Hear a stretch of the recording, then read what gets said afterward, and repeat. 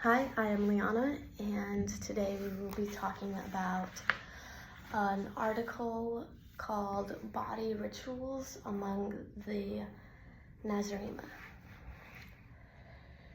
So my initial take on this article was when they start talking about the mouth doctors and the Nazarene's infatuations with how their teeth look and with their mouth and the health. It reminded me of going to the dentist. The main reason I feel like it reminded me of going to the dentist is because of the take that this article portrays. It takes a more morbid look at what we eventually learn is America. It's talking about America, but in a more, basically an outside look, what outsiders may think of America. And it definitely takes a more morbid look, making us look very cultish. And with taking it that way, it definitely reminded me of dentists because I've always hated going to the dentist and thought it was the equivalent of going to hell. So, then once I got into the article and it started talking about rituals and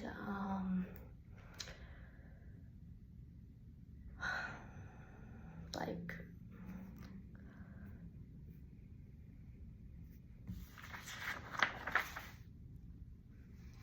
tabernacles, not the word I'm looking for, like altars basically is what it's talking about. And that brought me more to the Catholic faith. I was raised in the Catholic faith, and from the way they portray this, that's what it reminds me of so much. It talks about different ceremonies, and it talks about different rituals, especially when it comes to the part where it brings up children and how children are the majority pressed into. Basically, children do this ritual, only children, when come of age. And that's how it is in the Catholic faith. Yes, adults can do those rituals too, but it's a lot more drawn out, harder process, and only if and when they missed it as a child. You normally get your first communion about 7 years old. Then it's confirmation at 17. And that's in more vague, morbid details. That's kind of how they put it. And they talked about how that is when you come of knowledge, when you come of age to do certain things, and that's when it comes into, in the Catholic faith, you're only allowed to take the communion once you've had that sacrament. And so that's something that really reminded me of that. It's like, you're only allowed to do this once you've had this. And then it goes into talking about a thing in the wall. Only certain people can touch, only certain people can go into it.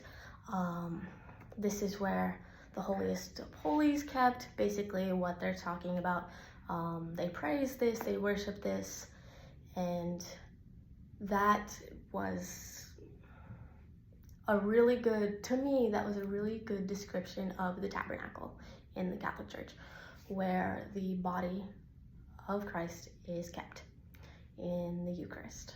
The consecrated Eucharist is kept in there. Then it goes into, it brings up holy water and talks about liquid of purity. And that reminded me of the consecration, when the priest consecrates the body and blood and it becomes the actual, from wine to bread, it comes the actual body and blood. And this kind of reminds me of seeing the change of religion over the dawn of time, from early Catholicism days through seeing it go from priest to priest and the different changes that they've made into the Protestant Reformation, and seeing Protestants break off of the Catholic Church, and to seeing their differences over the years, which is especially fun considering watching all the controversy between the two. There is definitely some much needed and better changes in the Catholic Church in the last 10 to 20 years. Some good, some not good. I think a lot of this most recent change has come from the bad things that have happened from past priests, and a lot of the change is taking what was originally Catholics strictly following what is called the Catechism, which is the Catholic book, to following more strictly into the Bible instead of just strictly the Catechism. And in the Catechism, still to this day, a big thing that they follow is that the body and blood, or the wine and the Eucharist after consecrated, is the body and blood of Christ. And so I think that is a big difference, is that sacrament is kept. So that way, yes, only the priest can touch the tabernacle. Now, a big change that I have seen, yes, the priest is still technically supposed to only be the one who's allowed to touch the tabernacle, but many times in the last 10 or so years, I have seen other people, including myself, be told to go and get the Eucharist out of the tabernacle, which I have recently found out is still not okay. But the change over the years into what we can do and what we can't, and